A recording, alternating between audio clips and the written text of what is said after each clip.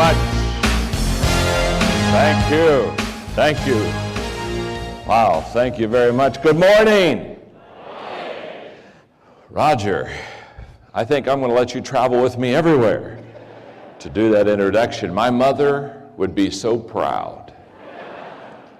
Well, I'm going to sit here on this stool, and we're going to have a great day today, but let's get acquainted, okay?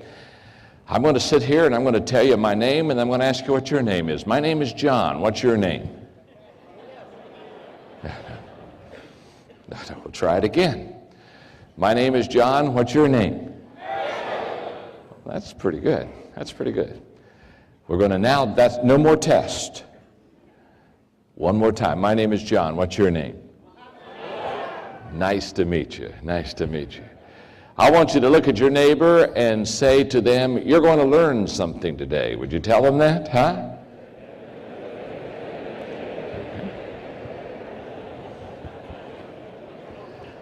I want you to look right back at your neighbor that you just told them they were going to learn something today, and I want you to say this to them, and it's about time.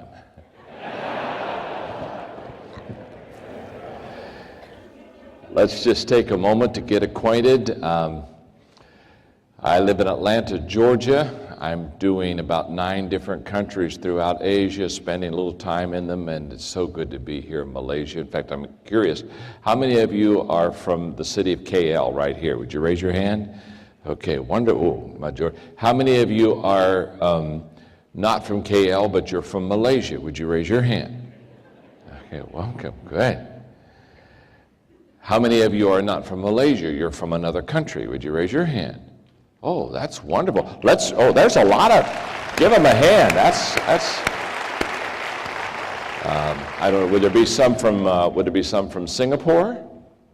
Okay, some from Indonesia? Some from there? What other countries?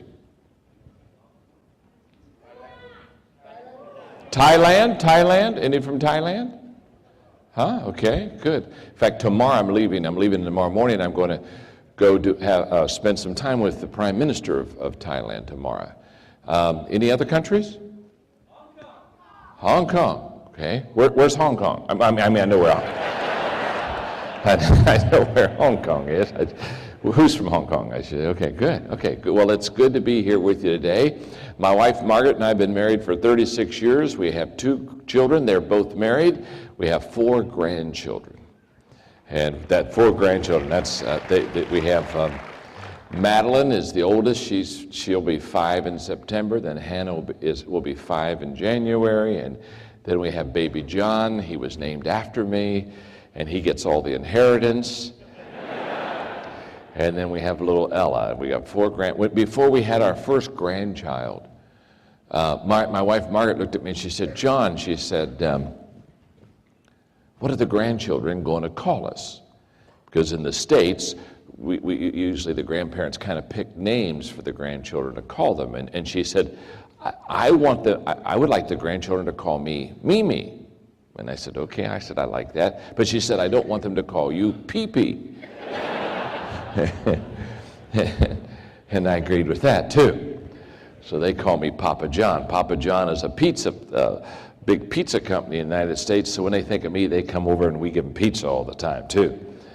I'm in my high 50s. I'm 58 now, and I want to just share with you that when you get about this age, you become a philosopher of life. And what I did is I brought with me on a laminated card my philosophy of life, and I'm just going to give it to you in 2 minutes so that you would understand life. So when you leave here today, you can say, oh, it was a great leadership seminar, and I also understand life now, okay? Here we go. On the first day, God created the dog. God said, sit all day by the door of your house and bark at anyone who comes by. I'll give you a lifespan of 20 years, and the dog said, that's too long to be barky. Give me 10 years, and I'll give you back the other 10, and God agreed. On the second day, God created the monkey. God said, entertain people, do monkey tricks, make them laugh. I'll give you a 20-year lifespan. The monkey said, how boring. Monkey tricks for 20 years? I don't think so. The dog gave you back 10, so I'll give you back 10 too, okay? And God agreed. On the third day, God created the cow. He said, you must go to the field with the farmer all day long and suffer under the sun, have calves, give milk to support the farmer, and I will give you a lifespan of 60 years. The cow said, that's kind of a tough life. You want me to live for 60 years. Let me have 20 and I'll give you back the other 40. And God agreed. On the fourth day, God created man. He said, eat, sleep, play, marry, enjoy your life. I'll give you 20 years. Man said, what? Only 20 years?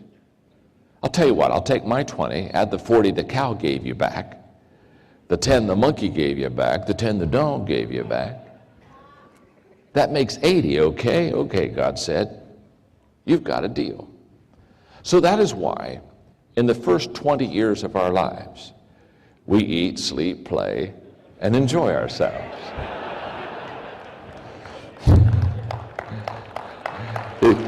You can see it coming, can't you, huh? The next 40 years of our lives, we slave in the sun to support our family.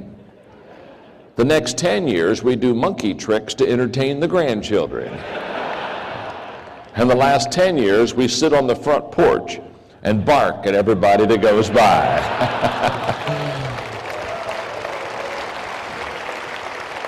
You have just had life explained to you.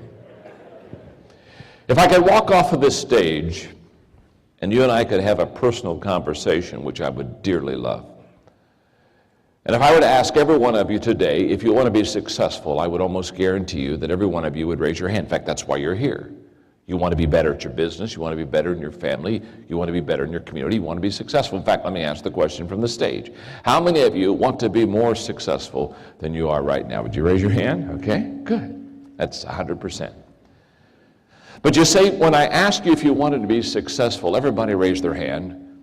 But if I walked back and I individually talked to you, and I began to ask you to define success, I promise you, in a crowd this size with hundreds and hundreds of people, there would literally be dozens and dozens of different definitions of what success is. Is that not true?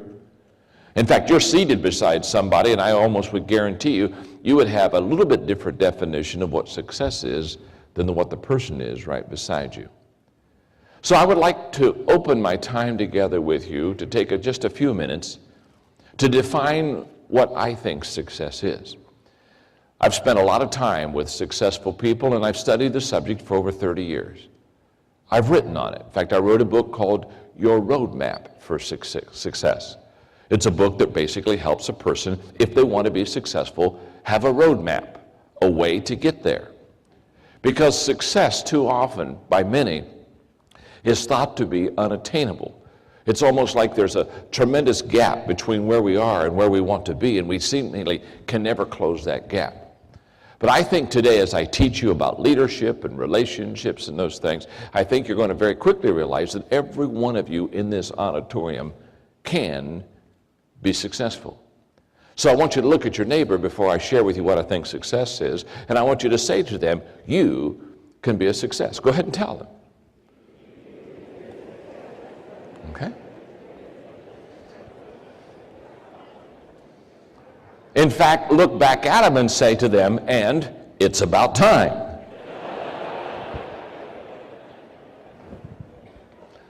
I think success is three things.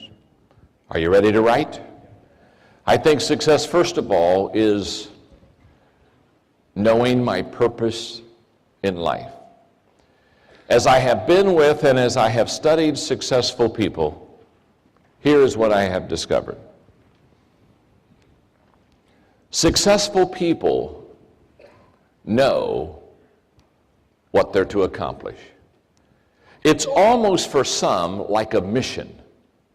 It's almost for some like a calling. They have a sense of why they're here, what they're supposed to do, what they want to accomplish. It becomes an inner compass for their life. It gives them direction. It gives them purpose. It becomes an anchor in their life. It makes them solid. It makes them secure. It gives them confidence. They're not easily shaken when things around them begin to change, because they really know. In fact, they almost can say with confidence, I was born to do this. In fact, there are two great days in every person's life. The day you're born and the day you discover why. And it's discovering why that makes people be successful. It's the discovering and knowing why you're here and what you're to accomplish and what your strengths are and what your gifts are and what your passion is that really helps people to achieve. Let me put it this way. What would it profit you and me if we spent our entire life climbing the ladder of success? I mean, rung by rung, year in, year out. I mean, we're just paying the price and climbing the ladder of success. What would it profit you and me if we, after spending our entire life, got to the top of the ladder of success, only to discover when we got there that it was leaning against the wrong building? I see it happen all the time. People ask me, they say, John, if knowing my purpose in life is so important, if it's really going to make a difference in my life, how do I discover my purpose? And I always share with them that if they want to discover their purpose in life, they have to find their passion in life. Usually what you and I are passionate about is why we're here.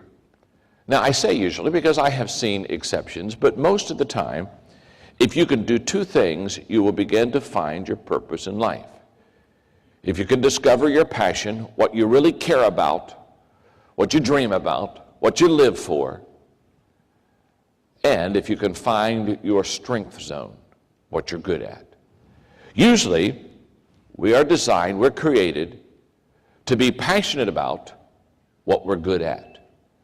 That's the sweet spot.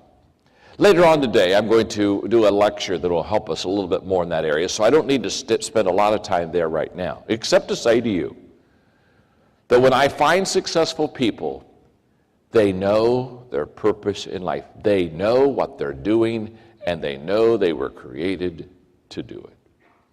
But I know people who know their purpose in life, and they're not successful. So it's more than just knowing your purpose in life. The second thing I believe success is growing. It's not only knowing what my purpose in life is, it's growing to my maximum potential. People that are highly successful get the best out of themselves. They're continually learning. They're continually asking questions. They're especially in the area of their strength zone, or especially in the area of their business. They're constantly doing everything they possibly can to learn and grow. In fact, I commend you, because that's what you're doing today. You came to learn. You came to grow.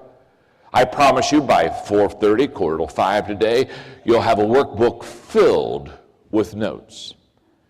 You'll have all kind of ideas. You'll have all kind of principles that will help you to be successful. I promise to give you a lot of stuff today. I didn't come to Malaysia just to come to Malaysia. I came to add value to you and to meet some new friends. And so therefore, I promise you by the end of this day, you're going to have all kind of material that's going to help you grow. But a life-changing moment for me was in 1973. I was still in my 20s, and I was having breakfast one morning with a man by the name of Kirk Campmeyer, and he asked me the question. He said, John, what's your plan for growth? Now, I didn't have a plan for growth. I didn't know I was supposed to.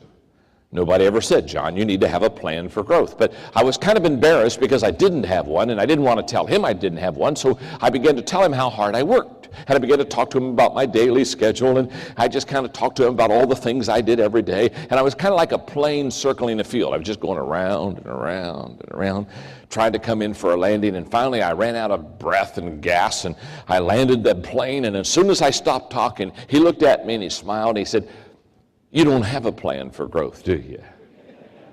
And I said, no, I don't. It was then that he told me a statement that changed my life. He said, John, growth is not an automatic process. In other words, we do not automatically grow just because we get up every day. Just because I get up every day and I go to work. Just because I interact with people in business. Just because today I sell things to customers or I have client relationships, that doesn't mean that I'm growing. And activity doesn't mean accomplishment. And when he told me that growth was not an automatic process, that if I was going to grow, I was going to have to do it on purpose, that statement changed my life. Think about it for a moment. The only thing in your life and my life that is automatic after we're born is death. Just hang around long enough. Huh? Just hang around long enough, and guess what? We all get to die. It's the only thing automatic. You don't have to do anything to die. Just live. And one day it's over. You see, it's automatic. So when I run into people who don't put forth a concentrated effort to grow, I look at them and I say, Paul Harvey, my friend, one time said, you can tell you're on the road to success. It's uphill all the way. There's effort, there's energy, there's purpose, there's direction, there's resolve. You see, if I could if I, again, could interact with you one-on-one, one of the questions I would ask you is this question: what is your plan for growth? What are you doing today that's going to get you better tomorrow? You see, most people don't lead their lives. Most people accept their lives. Most people get up in the morning and they don't lead their day. They don't direct their day. They don't prioritize their day. They just basically get up and say, what's going to happen today? I wrote a book a couple of years ago called Today Matters, and basically the book simply says this. The tendency for all of us is to over-exaggerate yesterday.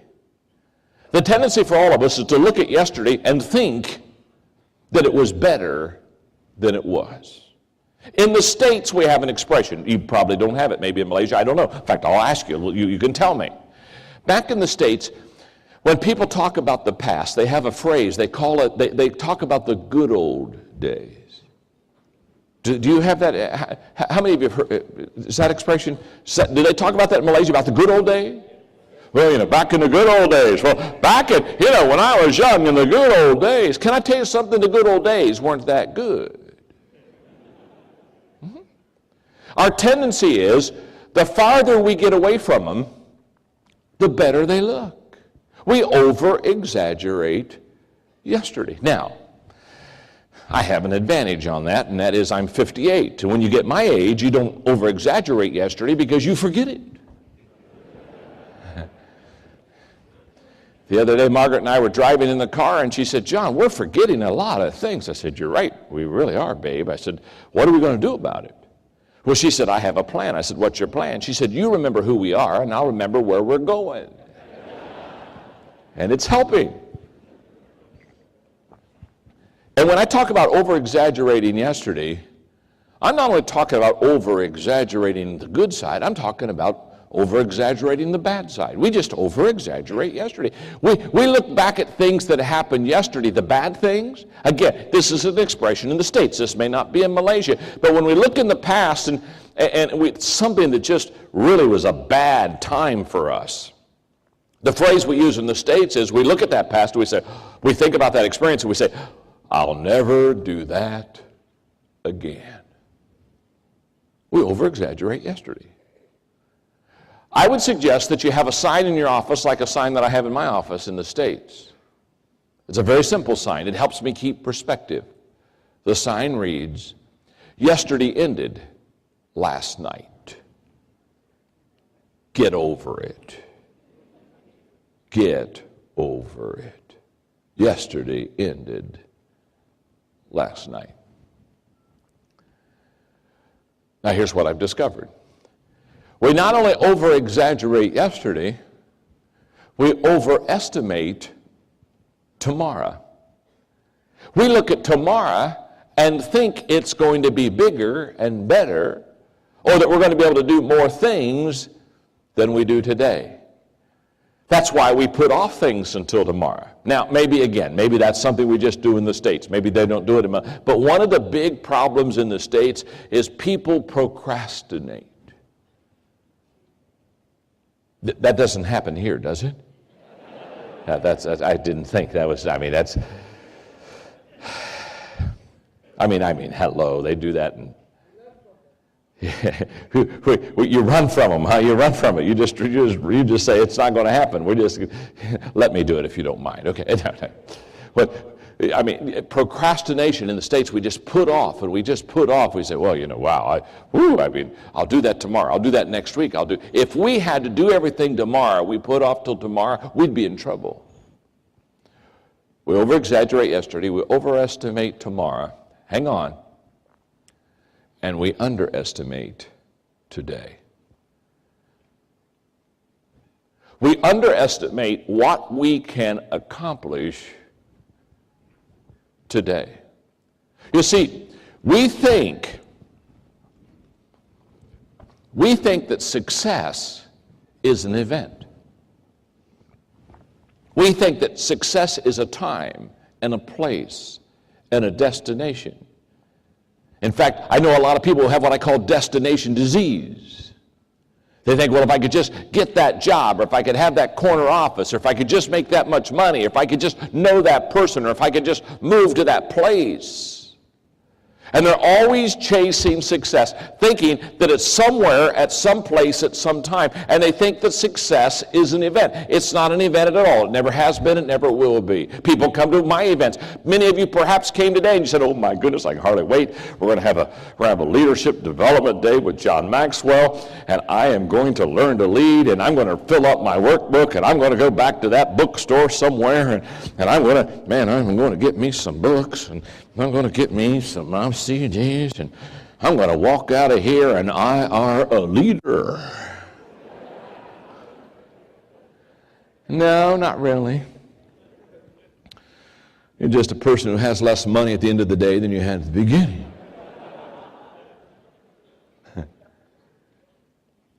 Boy, if I could just read that one book, if I could just listen to that one CD.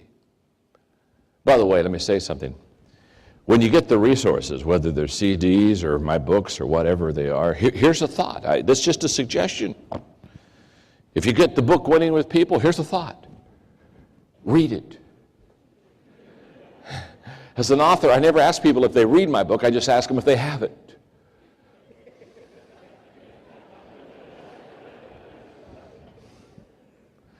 I was at a CEO's office a couple of years ago, and he had to leave for about a 5-minute appointment. So while I was in his office, I looked up on his bookshelf, and I've written over 40 books, and it looked like at least half of my books were on his bookshelf. And I got kind of excited, and I thought, well, you know what?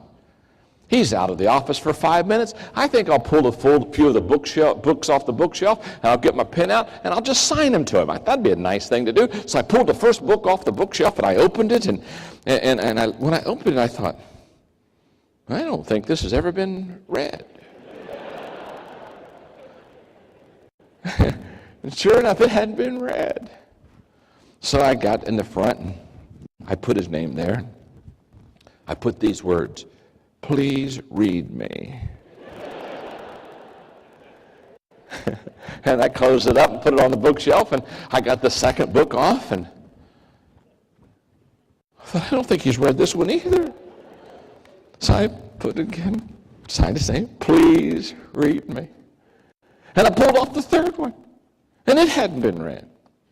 Well, this time I'm getting desperate, so I put his name, and I put, please read me. When you do, call me. And I put my phone number. He's never called. I don't think he's ever read a book. Now some people, they just buy these things, and they think if they buy them, it gets better. It's kind of like, well, I haven't read the book. No, Winning with People, but, every once in a while I rub up against it, Oh, I'm getting better. Yeah. Woo, my relationships are getting good.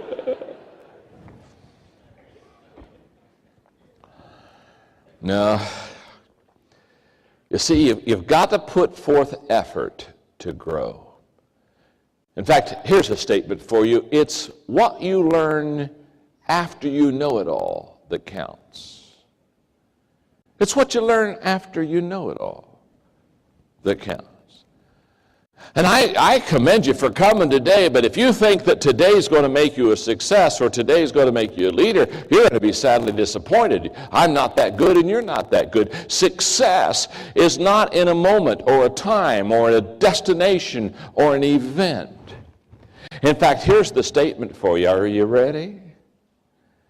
The secret of your success is determined by your daily agenda.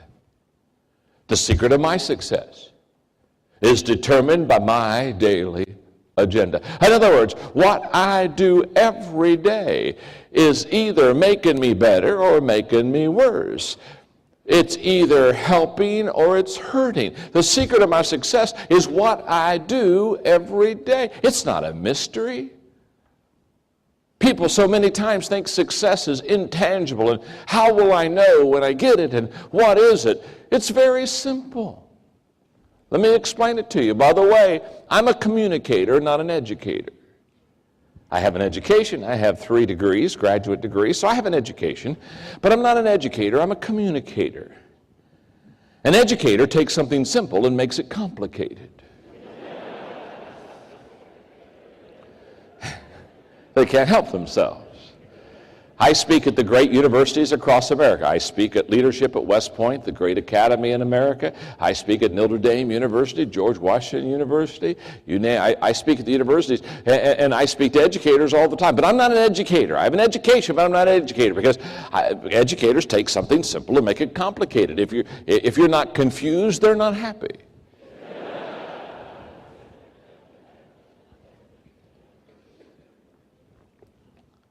I'm a communicator. Communicators take things complicated and make it simple. My name's John. I'm your friend. I say, let's put the cookies on the lower shelf so everybody can have them. And success is not complicated. You can truly be successful. In fact, if I didn't believe that, I wouldn't even come here. I didn't come here for a plane ride. Although I flew to KL quicker from the States than I did from coming to the airport to get here.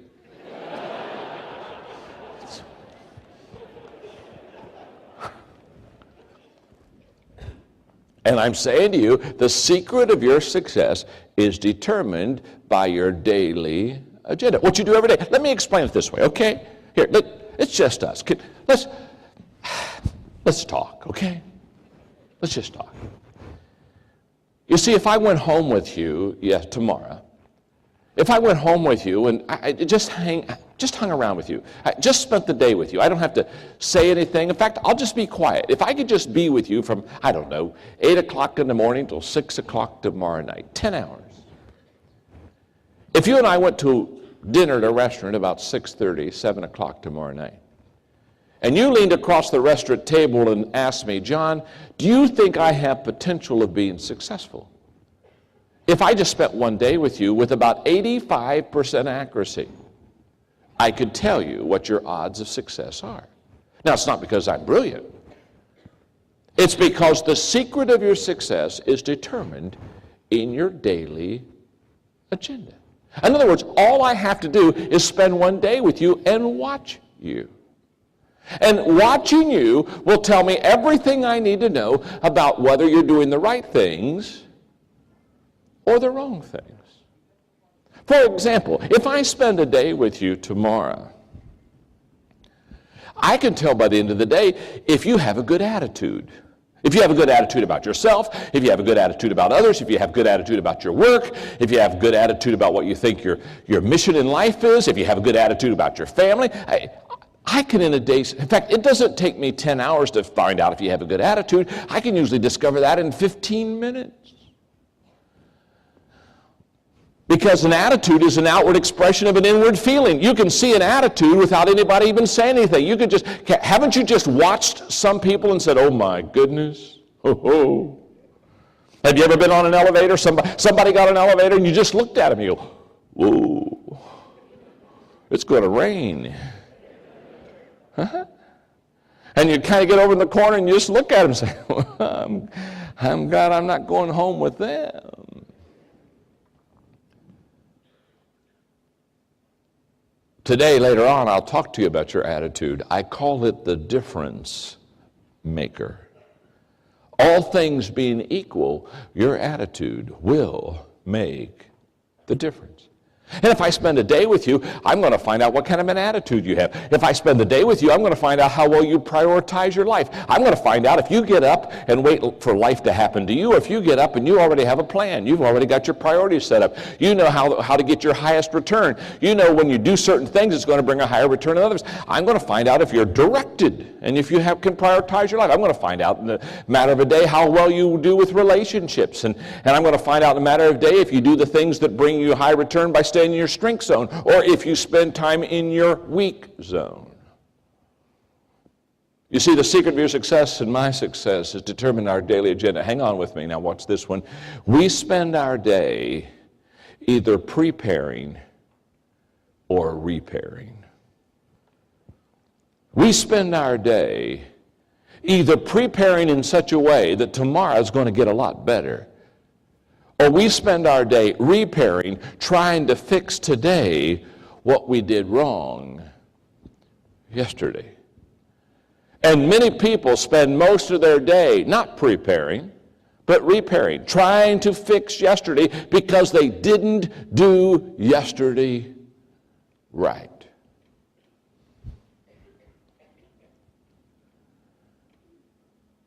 I would challenge you.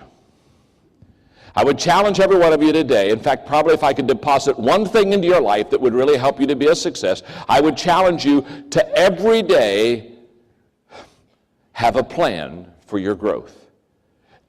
Every day, do something that's going to make you better.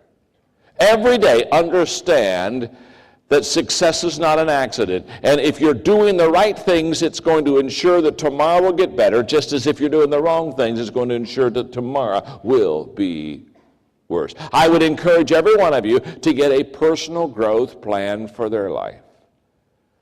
And I would encourage you in that personal growth plan to do three things. Read the right books.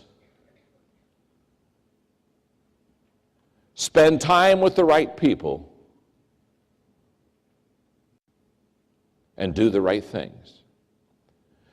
If I read the right books, it gives me knowledge so that I can improve myself. I run into people all the time. They come up to me and they say, John, is it true that you write leadership books? I say, it's very true. And then they'll look at me and say, wow, if I ever become a leader, I'm going to read one of those books. And I always tell them, here's a thought, why don't you read one of those books and become a leader? See, if you read the right kind of books, it'll help you to know the right kind of things so that you can have the right kind of behavior. So it's the books you read. It's the people that you hang out with. It's the people that you spend time with. Every month I have what I call learning lunches, where I have a 2-hour lunch with somebody that's faster than me, bigger than me, smarter than me, had more experience than me. And I sit there and I don't even eat lunch. I buy their lunch and they eat the lunch. And I sit there with my legal pad and I ask them questions for the 2 hours to learn and to grow, because I know that I'm going to learn from them and I'm going to get better because of them. So I'm going to tell you, read the right books, hang around with the right people, and learn to do the right thing. What's the right thing? The right thing is going to be based upon your values, and it's going to be based upon your strengths, what you do well. I will talk to you later today about staying in your strength zone, not in your weak zone. When you have right values and you know what your strength zone is, so you're in the area of your strength, not in the area of your weakness, that's when you get the highest return. Okay. How we doing? Before I go on, I got to ask you a question. Are you learning something? Huh? Talk to me. Are you learning something? Huh? Okay, no, that's all right. It's all right. It's too early to applaud yet, okay? Roger took it all out of you when he introduced me. Now you're trying to recuperate and, pull back and get your rest. So I understand. That's no problem. But just a yes or no, I'm learning something. Look at your neighbor and tell him that. Say, I'm learning something. Go ahead and tell him that. Show him your notes. Show him your notes. Show him your notes, huh? I'm learning something. Look right back at them and say, not enough yet. You're not there yet. You're not there yet. You're just starting to grow. We're learning together. Okay, success, I've said so far, is two things, haven't I, huh? What did I say success is? Number one, knowing my purpose in life. Number two, growing to my maximum potential. But there's one more thing. Thirdly, success is sowing seeds that benefit others. Success is living beyond yourself. Success is living for others. Success is trying not only to help yourself, but to make a difference in the lives of others. In fact, I think you cross the line from success to significance when you're doing something that adds value not only to yourself, but adds value to others. It's time for all of us to understand that we are to be a river in life, not a reservoir. And I think success means that I not only grow and I not only learn and I not only do well, but I think success is where I really truly am my brother's keeper, and I try to help them do well, and I try to help them learn, and I help them grow, and I bring people with me. I grow people. In the States, there's an expression. I'll be interested to find out if it's in Malaysia. The expression is always used in light of a leader saying it, but it's not a leadership expression. But people think it is. In the States, we have this expression that leaders will often say, it's lonely at the top. Do you have that here? Come on, talk to me. How many of you have ever heard that expression? Huh? Oh, okay. How many of you ever said that expression? No, yeah, no. Okay. And in the States, what happens, it's usually a leader who's all alone and they're very lonely, and it's kind of like they're up on this big mountain and all their people are way down there, in the valley, and they kind of have their arms crossed, and then kind of in a sanctimonious way, they say, well, it's lonely at the top.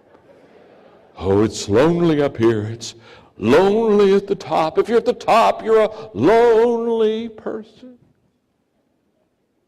Let me tell you something. A leader never said that. Think about it. If you're at the top all alone, nobody's following you. Here's the thought. If you're at the top all alone, get off the top. Go down to where the people are and find the people. Because what leaders do is leaders take people to the top with them. You define a leader by the fact that a leader has people around them. Leadership is influence. Nothing more, nothing less. In my book, The 21 Irrefutable Laws of Leadership, the third law of leadership is that leadership is influence. Nothing more, nothing less. My favorite leadership proverb is, he that thinketh he leadeth and hath no one following him is only taking a walk. And I know all kind of people taking walks, don't you, huh? They're in leadership positions, but they're taking walks. You see, leaders never run and never win the fast races. They're not the first to cross the line, because the first one to cross the line comes alone. It's always slower for a leader, because a leader is gathering people with them. They're saying, come to the top with me. If they wanted to get to the top by themselves, they could get to the top because they're usually smart, they're usually quick. They can get to the top real quick. But they don't get to the top first because they're bringing people with them, so that when they get to the top, they've got some other people there. In my book, Winning with People, one of the 25 people principles is the patience principle. You know what the patience principle says? The patience principle says, when traveling alone, you can rise early.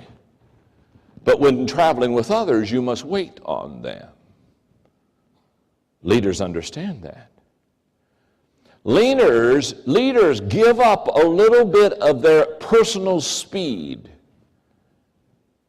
to slow down long enough to take people with them, because they are defined not by the height that they have climbed alone. They are defined by the height that they have climbed with others. Leaders lift. Leaders make things better for others. Leaders take others to a higher ground that they would have never gotten on themselves.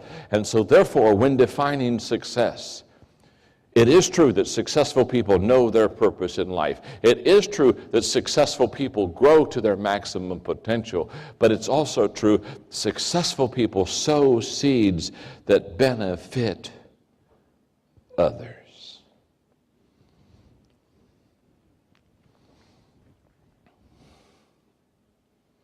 I have discovered that successful people do 4 things with excellence. And we'll spend almost the rest of this day on those 4 things. Because as I have been with them, if I have had experiences with them, as I have studied them, as I've studied the subject of success, I have discovered that successful people, they have different gifts, they have different skills, they have different opportunities, they're in different locations, they have different professions. There's a lot of things different about successful people, but successful people have 4 things in common. Just 4 things, whether it's Malaysia or the United States. I travel internationally 3 to 4 times every year and speak usually in 20 different countries. And I found that these 4 things, they are 4 things that successful people do everywhere. The first thing that successful people do very well is in the area of relationships. Successful people get along with people. They just do. Successful people get along with people. Now, let's get this thing straight here for a moment, because I can see some of you are starting to get alarmed because you're thinking successful people get along with people, and all of you right now are thinking of someone you don't get along with. So you're writing this down and you're saying, okay, John says successful people get along with people, and you're thinking, well, I do. Oh my. So let's just get it out in the air, okay? My name's John. I'm your friend. Okay? Let's just talk about it for a moment. Because I know I can raise my hand on this, and I'll bet most of you can raise your hand on. How many of you know at least one person that's just hard to get along with? Let's see those hands, huh? Thank you very much. Yeah. Boy, you got the, hey. You got their picture in your mind right now, don't you? Oh, yeah. Oh.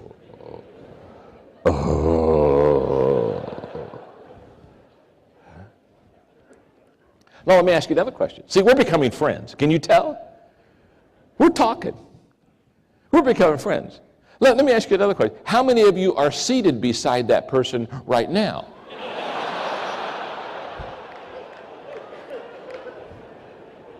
Oh, I almost caught you, didn't I, huh?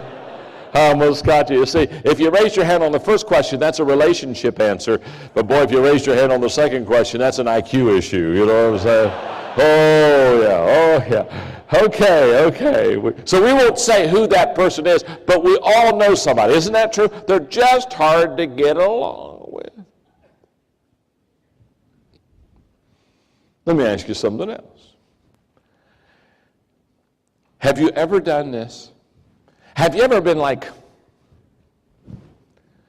in a grocery store, and you're pushing the cart down the aisle, and you look over a couple of aisles, and you see someone you don't want to see? And the good news is you saw them, but they didn't see you. Huh? Have you ever done this?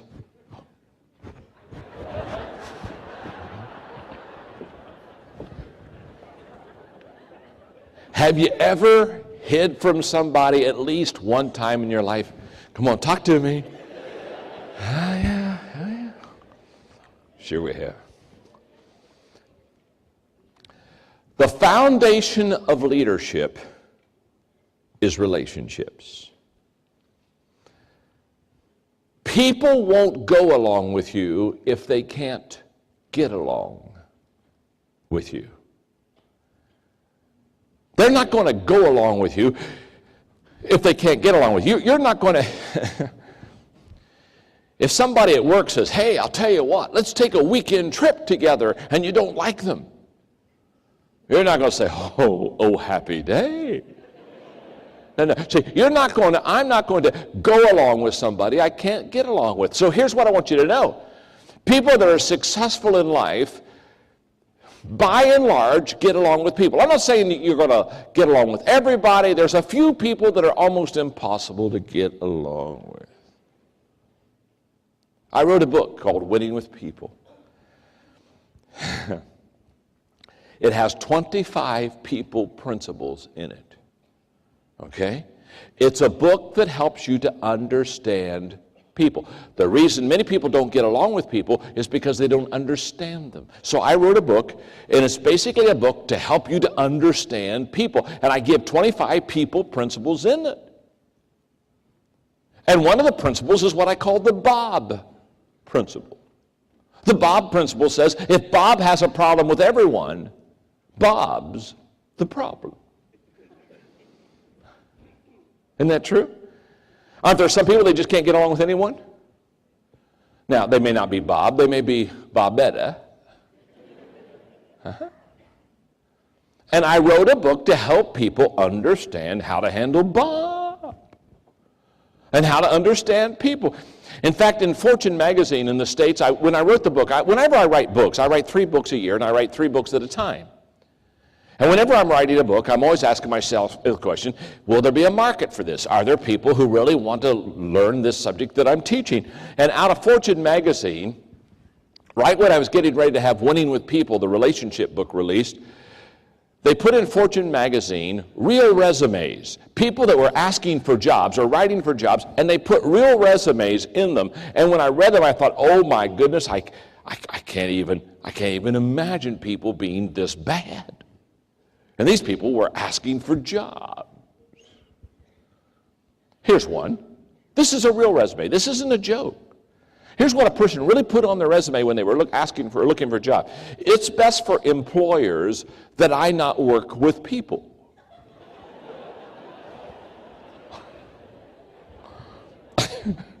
I mean, what do they want to be, a toll booth operator? Here's another one. Note, please don't misconstrue my 14 jobs. I like your laugh. It may take you with me to the next town. Please don't misconstrue my 14 jobs as job hopping. I have never quit a job.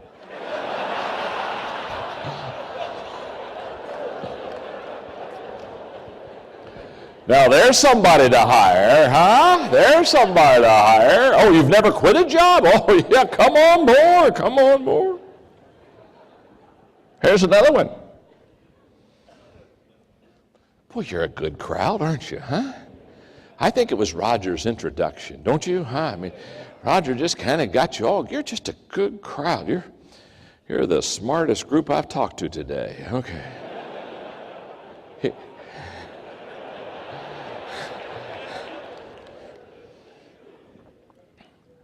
Look at your neighbor. Just say, John's going to have to come back to Malaysia because we're the best crowd. Go ahead and tell him that. Huh? Yeah, we're the best crowd. Here we go. Here's another one. Here, I love this one.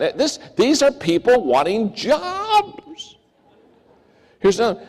The last company made me a scapegoat, just like all of my previous employers.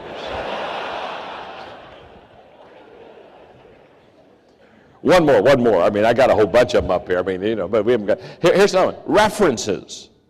None. I've left a path of destruction behind me.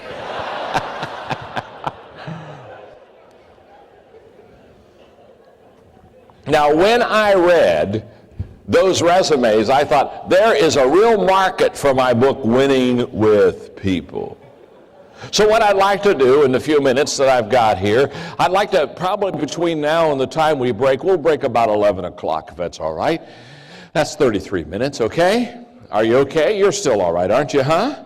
Still learning something, are you? Huh? Okay, then I'll hang on and teach a little bit longer. Let me give you, 3 or 4 people principles that are major in your life. Here's one. This is the hammer principle. The hammer principle.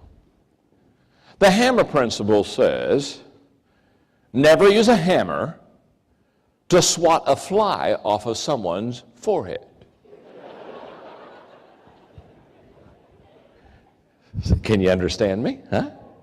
Never use a hammer to swat a fly off of someone's forehead. This is a relationship principle about overreacting.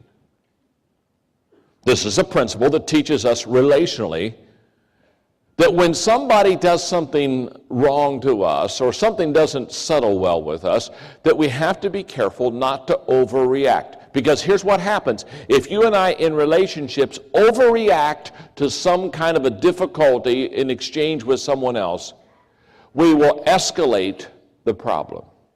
Haven't you seen people who overreacted and now the problem isn't even as big as the overreaction to that problem? Oh my goodness. You ready for a major statement? Under the hammer principle, here it is. Never let the situation mean more than the relationship. Never let the situation mean more than the relationship.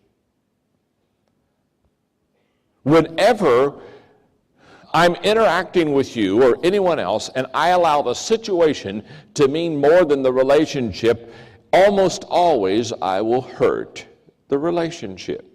Now, let me explain to you the background of this, okay? When I wrote the book Winning with People, I was interviewed in doing television and radio because whenever a new book comes out, they do a lot of kind of interviews. And somebody asked me, they said, John, if you wrote this relationship book, that must mean that you're really good with relationships. And I said, no, about half of the principles I wrote in the book, I learned them because I wasn't good at them. And this is a perfect example. The hammer principle, I didn't write the hammer principle because I've always been good at this. In fact, I wrote it because I was bad at it. For example, when Margaret and I first got married, I've shared with you, we've already been married for over 36 years. Thank you very much. That was very kind. I've got a people principle for you. Oh my. You know what the principle, this is in another book I have. I'm doing the Winning with People, and that's what I was teaching them, but now you've been so kind, you've got me off track. And I wrote another book, but it's okay. I wrote another book called 25 Ways to Win with People. That's people practices, things to do to make people, we have an expression in the United States that they make me feel like $1 million. And this is 25 people practices to make them feel like $1 million, and you just did one of them. So either you've read my book or you are just incredibly smart. Because one of my people practices, I have 25 things to do to make people feel good. One of mine is just what you did. And it's be the first to help. In other words, you saw I was getting low on water. And you said to yourself, the guy needs some more water. He never stops drinking while he speaks. So you went out and quietly came up here and interrupted me while I was speaking. No.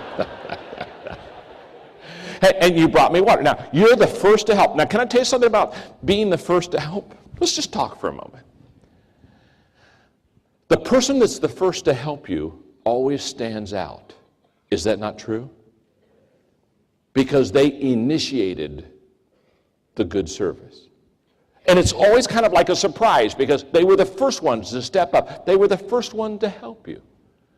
Now what I'm saying to you is, he'll always kind of be special because he was the first one to bring water. Now, if all of you got up out of your seat and you all went out to get water and you all came and started piling water up on the stage, you understand?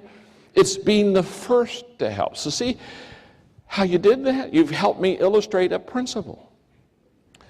Do me a favor, stay in your seat from now on, would you? I'm just kidding. That's a perfect example of a people practice. Now, back to my lecture. And don't worry. Some of you melancholies, you say, boy, he kind of comes in and out. And, I hope he'll finish all these points he's laying out there. And, I see what time it is. And, I think he's behind. And, relax. Take a pill. You'll be all right. My name's John. I'm your friend. We'll get all this done. There's time. And in my lecture, I was talking about the fact that I didn't do the hammer principle. I violated the hammer. When Margaret and I were first married, to show you how foolish I was. But when we were first married, when you first get married, you're trying to get issues settled, so you have a lot of disagreements. In the States, we call them arguments. And you're, going back and forth. And to show you how stupid I was, as a young husband, I thought the goal was to win the argument. And because I'm good and I'm logical and I'm really good with words, and boy, I can sequence things, I would win all the arguments. First couple years of our married life, I won every argument. And not only did I win the argument, I'd show you how stupid I was. I not only won the argument, but then I was proud that I won the argument. It was kind of like I won. I go, touchdown, hey. And about 2 years into our marriage, my wife Margaret looked at me one day and said, John, let me tell you something. You're winning the arguments, but you're losing my love. I said, time out, Maxwell. Time out. That's when I discovered the hammer principle. Never use a hammer to swat a fly off of someone's forehead. Don't overreact.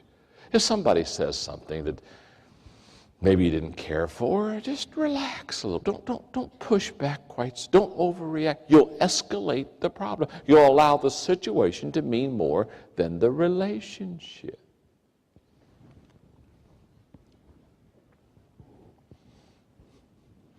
When Margaret and I had teenagers, when our 2 children were teenagers, we would have these times when as parents we'd have to have this parent-teenager meeting because teenagers just don't always do what you want them to do.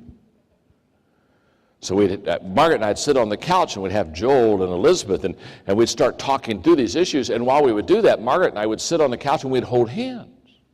And the kids thought we were being romantic. We weren't being romantic. We were just practicing the hammer principle. Because as they would say things I didn't want to hear from my teenagers, I'd get closer to the end of the couch the whole time. And then I'd get in this crouching tiger position. And the heat would start to go. And Margaret would realize I was just about to say things I shouldn't say. And she would be just smiling, holding my hand, squeezing it as tight as she could. And she was saying, down, boy. She was saying, don't overreact. Don't let the situation become more important than the relationship. When people overreact in relationship issues, it is often a sign of immaturity. It's either a sign of immaturity or ego. It's an incredible principle to learn. Let me give you another principle. Another principle is what I call the pain principle. The pain principle says,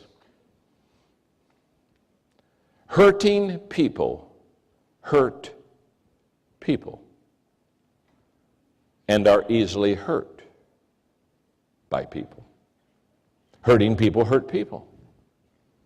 And they are easily hurt by people. When I was a young leader, I sat down with an experienced leader one time, and the people that I were leading, I noticed that some of them, they had their feelings easily hurt, or they were hurting each other and saying things that were not nice. And I was watching them, and it began to bother me as a leader, because I grew up in a very loving, kind of unconditionally loving home. And so I went to this experienced leader. I said, why are my people doing this? And that's the day he taught me the pain principle. He said, John, hurting people hurt people. When you see somebody always hurting others, it's because they're hurting on the inside. And it cost me as a leader, when I saw people do these things, instead of just looking at their behavior, to go inside and say, I wonder what they're going through in their own life right now. You see, we judge others by their actions, we judge ourselves by our intentions.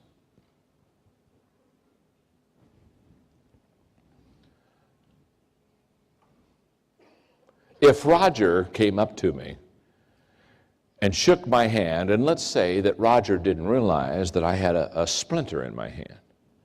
It had been in there now for a few hours, and the hand was becoming red, it was becoming infected, and it was becoming very sore. And you know what it's like if you have an infected hand or whatever, that if somebody just touches it, the tendency is to pull back. Isn't that true?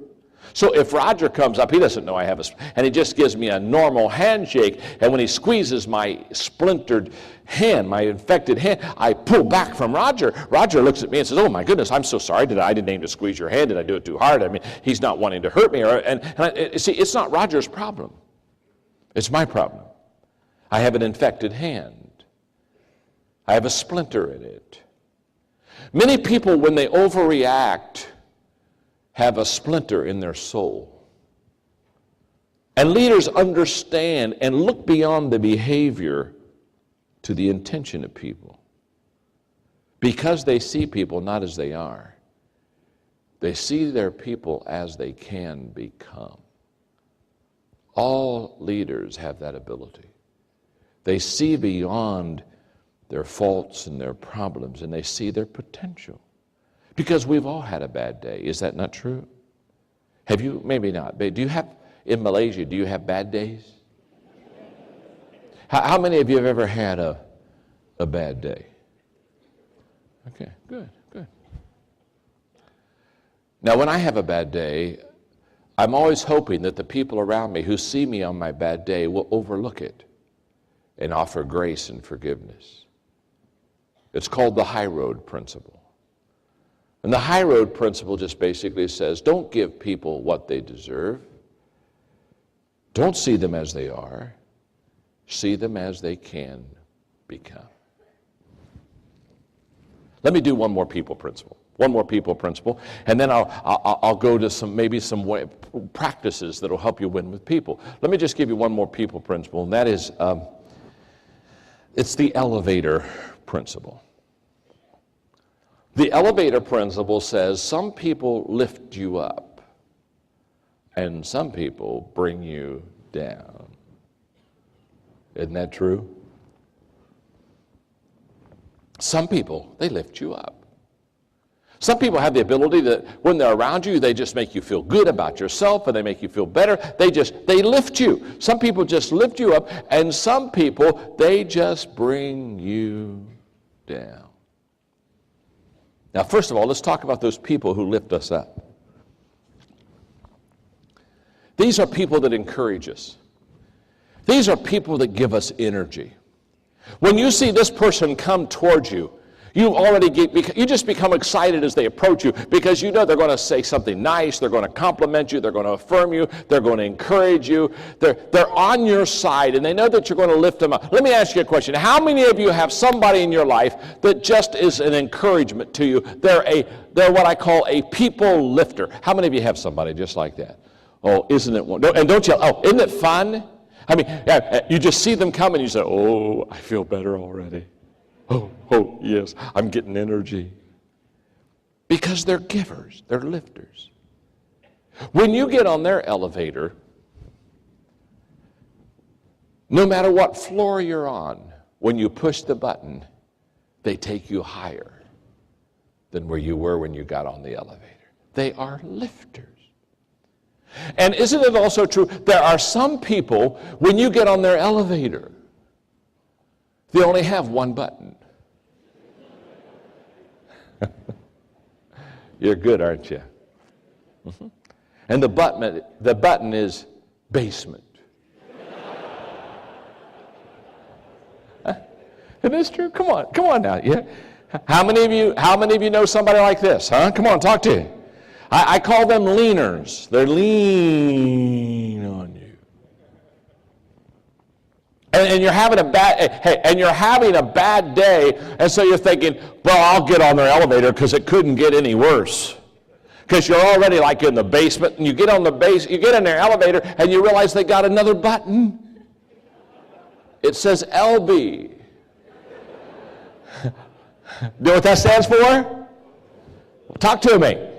Lower basement. You are the smartest crowd I've talked to for a long time. That's right. If you're in the basement, they can just bring you low. And you know what I've noticed about these people that are like this? Their timing is impeccable. They know when you're low. Maybe you've been with people all day. You're so tired. You've seen people from morning. It's now 9:30 at night. And you love people, but you don't want to see people. You want to spend a little time alone, and you finally have left your last meeting, and you're in the parking lot, and you're going to your car. And your car is like an oasis. Because when you get to that car, you don't need to talk to anybody. You don't need to see anybody. For the next 30 minutes, you're not going to be around anybody. And the closer you get to your car, the better you feel, because you're going to get in that car and you're going to lock the doors and you're going to roll up the windows. And you're not going to have to say anything to anybody for the next half hour. And you just are about to open the car. Your hand is right here by the car handle. And you hear a voice right back there. And you know who it is. You don't need to turn around. It's one of those basement people. You don't even get in the car. You just lay your body across the car. Slay me, slay me, slay me.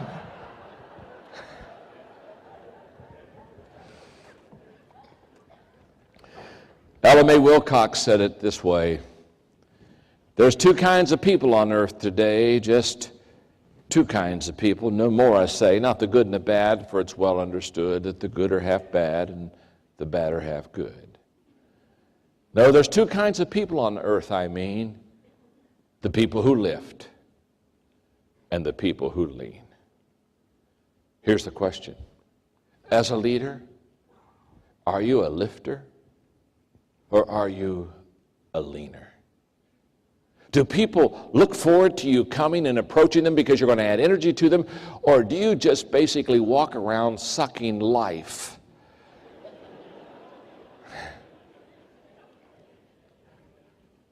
Right out of people's body.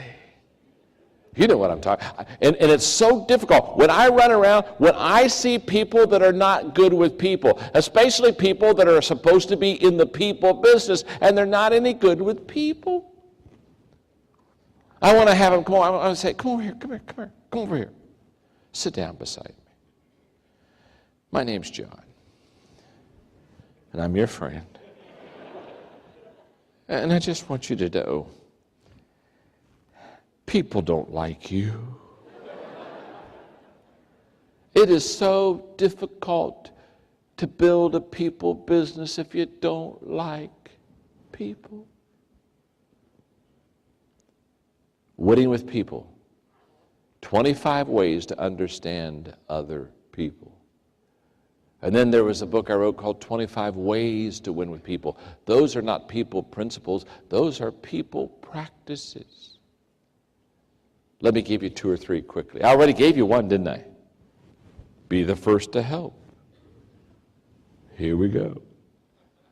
Let me give you another one, because this is huge. This will work, I guarantee you. If you really want to make people feel good about themselves, let them know that you need them. Let them know that you need them. There's something about letting a person know that you need them. Henry David Thoreau said a great statement. Henry David Thoreau said, the greatest compliment that was ever paid to me is when someone asked me what I thought and then attended my answer. Jim Collins is a friend of mine. He wrote Built to Last and then, of course, Good to Great. Tremendous books. He's a great author. Perhaps you've read some. Have you read some of his books? Jim Collins, Good to Great, huh? Built to Last, okay. In his Good to Great book, if you open it up, he's got a picture of his research team, because basically Jim writes books that help people because of the research that he does. And if you open this book, Good to Great, the first thing you do is you see his team, his research team. And we were having a 3-hour dinner about 6 months ago, and I said, Jim, I said, congratulations on the book. It's a great book. And I said, what I noticed was that you not only, when you open the book, first thing you have is a picture of your research team, and all of them there. But then on the next page, to make sure that we know how important they are, you thank them, and you have all of their names so that we don't miss who helped you write this book. And I'll never forget his answer. He looked at me and said, John, he said, that's the most important part of the book, because they're the people who really helped me write the book. And I thought to myself, Jim Collins understands the principle and the practice that I'm teaching right now. Let people know that you need them. There's something that is very ego-satisfying about thinking and believing that people need you. Let me give you a classic example. If I was not in this seminar today and I was just kind of checking all of downtown of KL out, and let's say that I wanted to go to a certain place and I was lost, do you know what I could do? I could stop and I could ask a stranger. I could say, could you help me? I'm lost. I'm looking for such and such a place. And do you know what I know about the people here in Malaysia? They would stop whatever they're doing, and they would give me directions of how to get there. Is that not true? In fact, the other day when I was in Singapore, I wanted to go to a certain place, and I asked somebody in the hotel lobby, and the next thing I knew, they were taking me to it. I said, no, you don't have to take me to it. Just kind of point me to it. They said, no, you'll get confused. I'll take you to it. And they spent 5 minutes. They took me to it. They didn't even know me. Now, do you know why people will stop anything they're doing to give people directions? It's because they realize at that moment that they know something that the person asking direction doesn't know.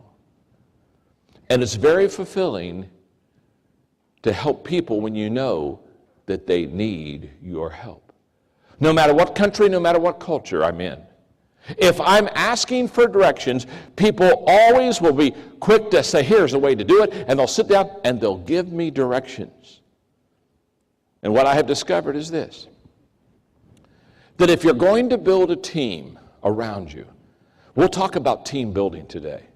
If you're going to build a team around you, you've got to let the team know that they are very important to you. You've got to let them know that you need them. You've got to let them know that you can't do it by yourself. You've got to let them know that you need their help. You've got to let them know that when you succeed, that it's because they helped you succeed. You've got to give them credit. Mark Twain said, it's amazing what can happen in an organization if the leader doesn't care who gets the credit. I have a wonderful mentor in the States. His name is John Wooden.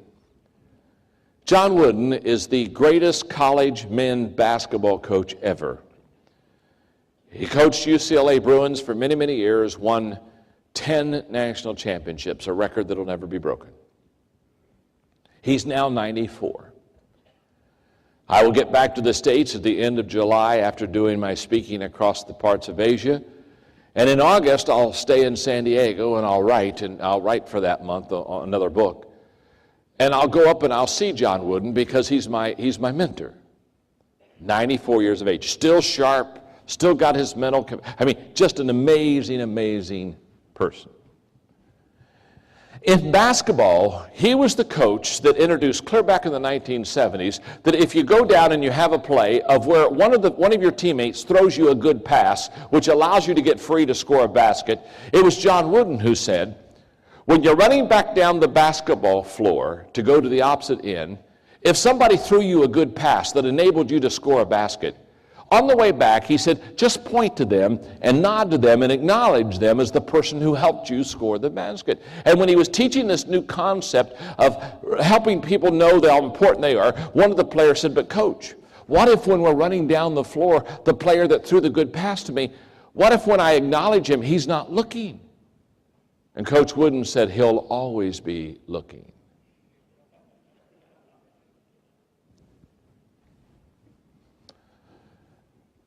If you really want to make people important,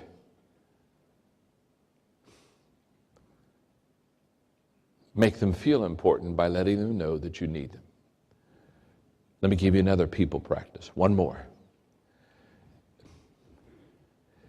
Every day, add value to others. Every day, add value to others.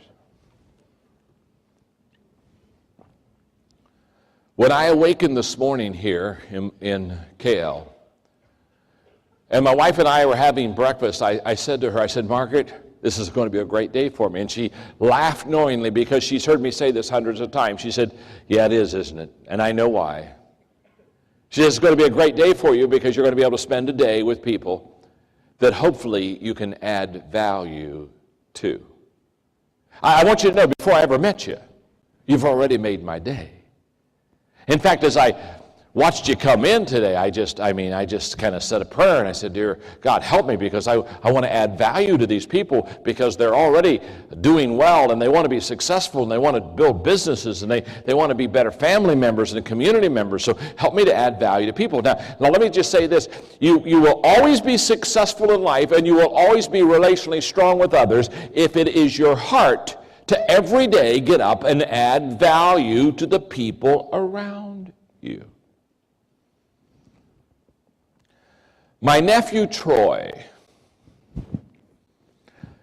he and his brother Eric, my wife and I, Margaret, were almost his parents. His mother and dad divorced when they were very, very young, and so they really grew up a lot around us.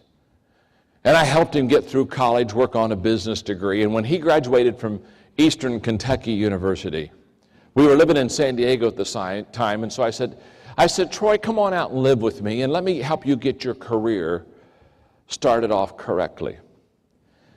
I'll never forget, he came out to live with us, and I said, let me help you find a job, and I had some good contacts with people that own companies, and he kind of wanted to get in the mortgage and the finance business, and so I knew several that owned companies there, and so he was hired by one of those companies.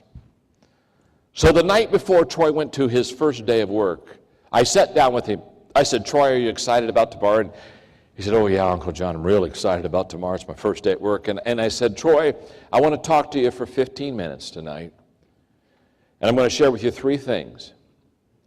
And if you'll do these 3 things, I said within 18 months you'll be making $100,000 or more a year. And you'll be on your way to going up to the company to be one of the senior executive officers.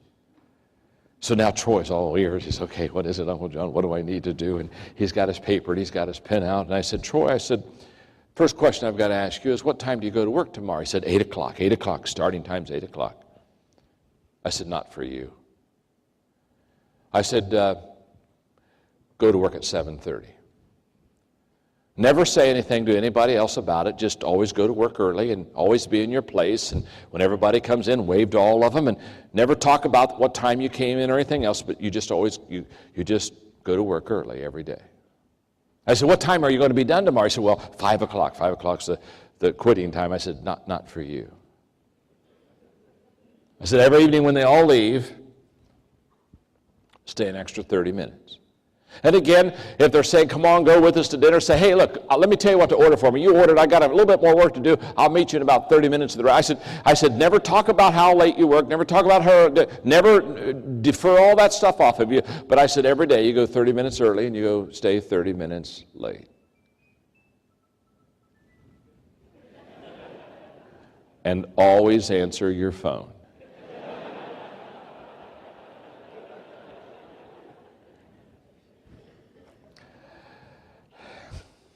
Tell him I said hi. I said, the second thing you do, Troy, I said, you not only go to work early and stay a little bit later than everybody else, the second thing you do is during the day that you work, the people that are in your department around you, every day try to do something to help them that's not your job.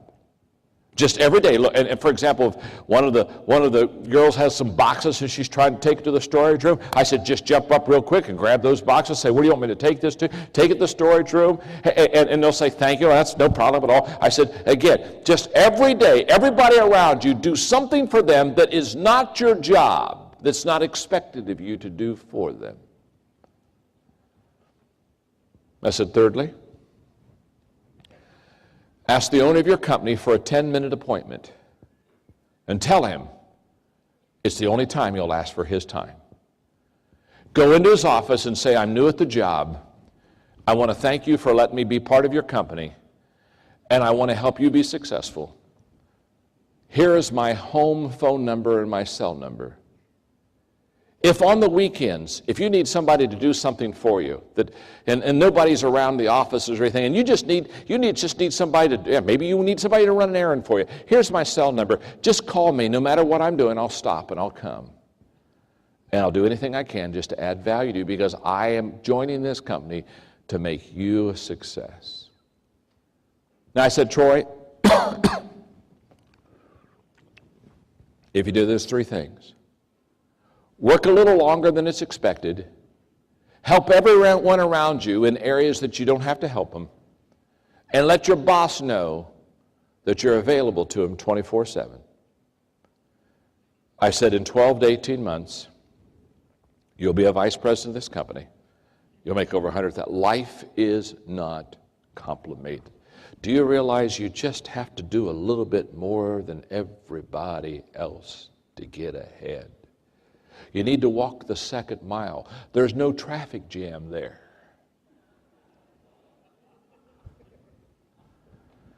By the way, in 12 months, he was a vice president, making great money. Today he has his own company, highly successful. Now, what was I saying to him? Add value to people. So how do you add value to people? Three things. Are you ready to write them down? If you want to add value to people, number one, value people. It's just that simple.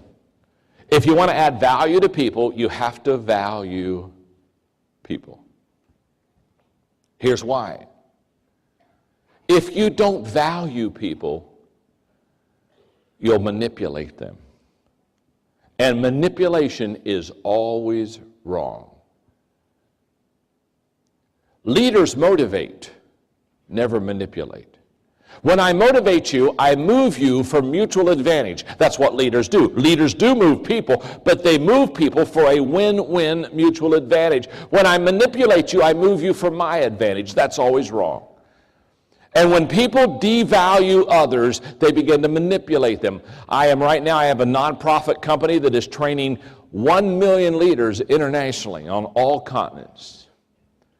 And what we have discovered is in developing countries, the number one sin is that the leaders of those developing countries, they manipulate their people continually. They get advantage out of leading others instead of lifting them up and adding value to them. So you got to value people. If you don't value people, you shouldn't be in the business. People say all the time, they'll say, John, I want to be a leader. I always ask them the same question, why? Why do you want to be a leader? A lot of times they give me the wrong answer. I want to make a lot of money. I want a good office. Hey, I want a parking place. The only reason to want to be a leader is to add value to others. That's the only reason. All that other stuff, that's automatic.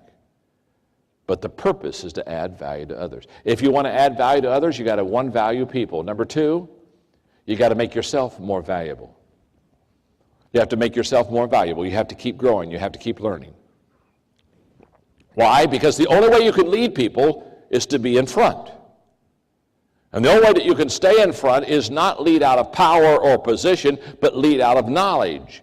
You've got to keep growing. If you stop growing, the people around you stop growing. So therefore, you set the pace. Leaders set the pace. So therefore, how do you keep adding value to others? You've got to get better yourself. You've got to keep learning. You've got to keep growing. You've got to keep studying so that you have new things to add to them, to give to their life. Therefore, that's why you need to personally grow. And number 3, if you want to add value to people, you have to know and relate to what they value. You have to know and relate to what they value. Now, you have been an incredible audience, and in a moment I need to let you go, but somewhere on your seat you had this flyer that has all of my books. Okay? Well, they don't have all of them, but they have about all of them. And if you'll just take a moment, if you'll